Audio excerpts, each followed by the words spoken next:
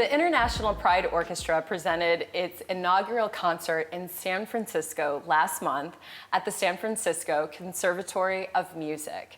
78 LGBTQ plus musicians from around the world performed, including St. Louisan and violinist G Schmiedeke, who is joining us today and who is also a recent 2023 Rockwood Summit High School graduate. So it's my pleasure to be joined by G to talk about G's experience recently at this inaugural concert. Thank you for being here. Thank you so much for having me. So congratulations. Thank you. Yes, that's in order. Congratulations, because you are, 78 musicians from around the world.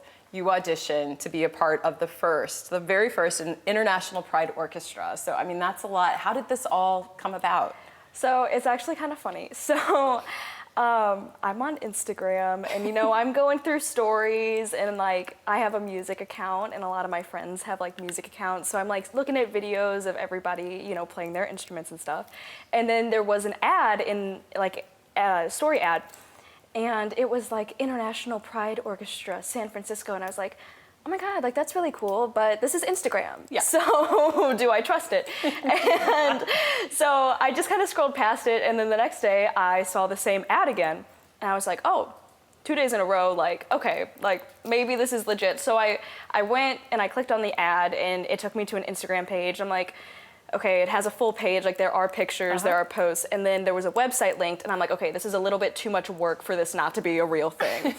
And so I went on the website, and it was 2 weeks before you had to submit an audition, and so I was like, oh, I can do that. And so you had to play 7 or 8 minutes of music, and then you had to make a little video introducing yourself.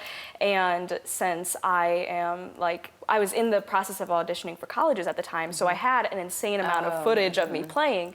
So I just kind of slapped together a video. I was like, hi, my name's G, I like to play the violin. And then I submitted it to them, and I guess they liked it. So. And you became one of the 78 musicians. Well, we've got some photos that I want to take a look at because they're really great photos. And so we're looking at, it's basically an international, this was a whole international orchestra. So, people I was watching and reading up on it, and musicians came from as far as South America. Yes. And where else? I think you were telling me off camera, Canada? Yeah, there was someone that was from Canada. There were a lot of people that lived in the States, but yeah, it was pretty crazy meeting people from other places. And so 78, and then all of the musicians, is it correct to say all the musicians are identify in the LGBTQ plus community?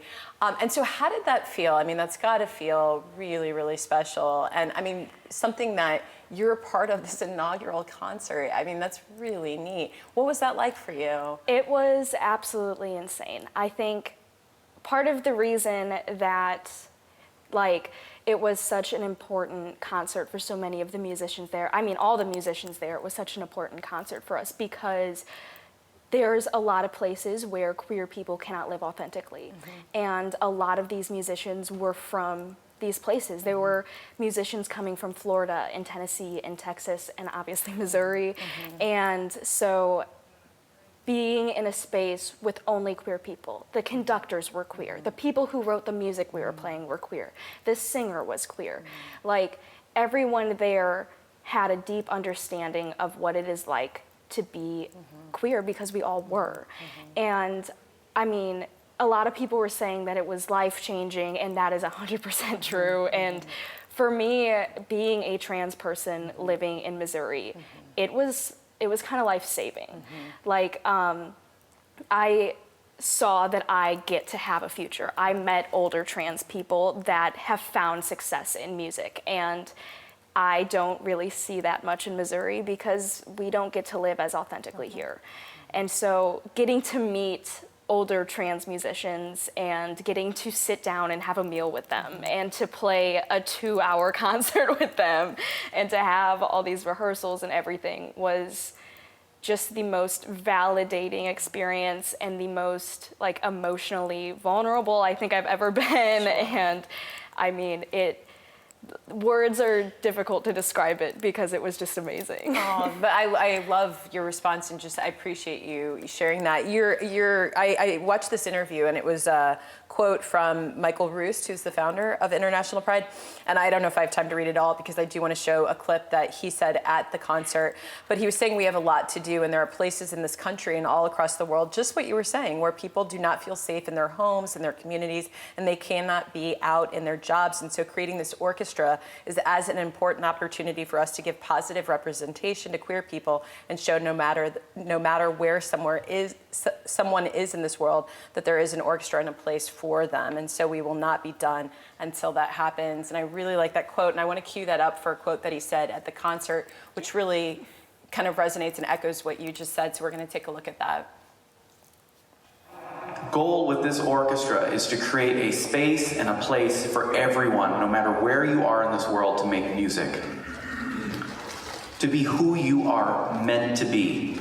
And I can't be more privileged to stand on this stage with the most beautiful orchestra I've ever seen in my life and make music with them.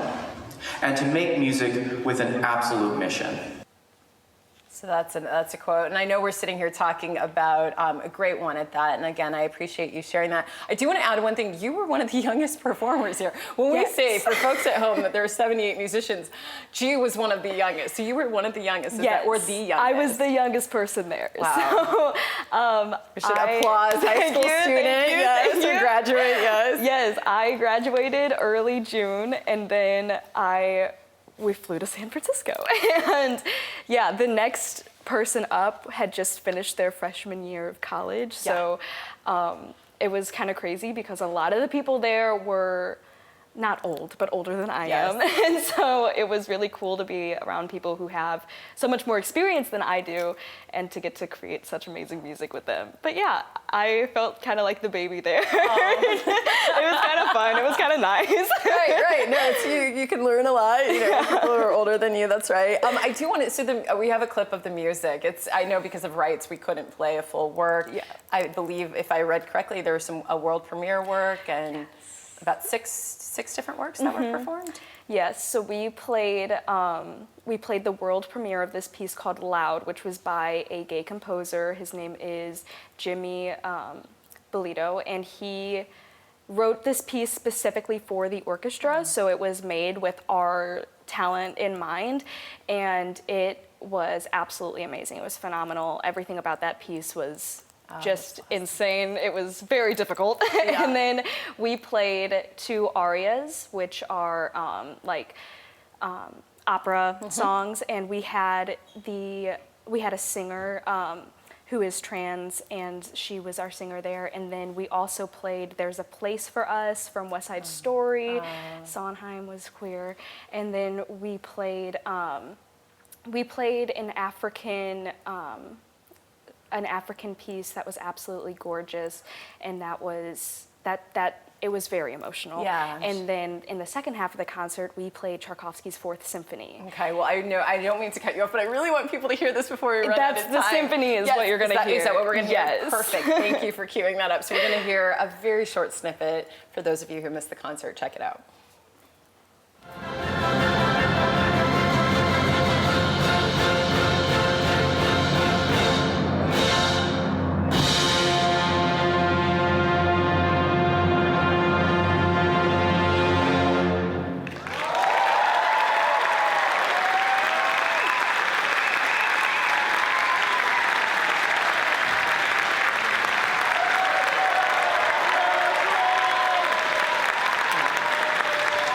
That's great. That's really great. How cool. Before we're going to run out of time, but I really want to add this something so important, so timely with what's going on here in Missouri. I want to briefly ask you about sort of the past few years in high school. You're a graduate again. Congratulations. Thank you. But at Rockwood Summit and high school, I've read that you were really pushing through with the people rallying in support for more acceptance. You really worked with teachers, faculty, staff, students to really make it a more inclusive environment. And if you could share one last thought on that before we wrap things up today. For sure.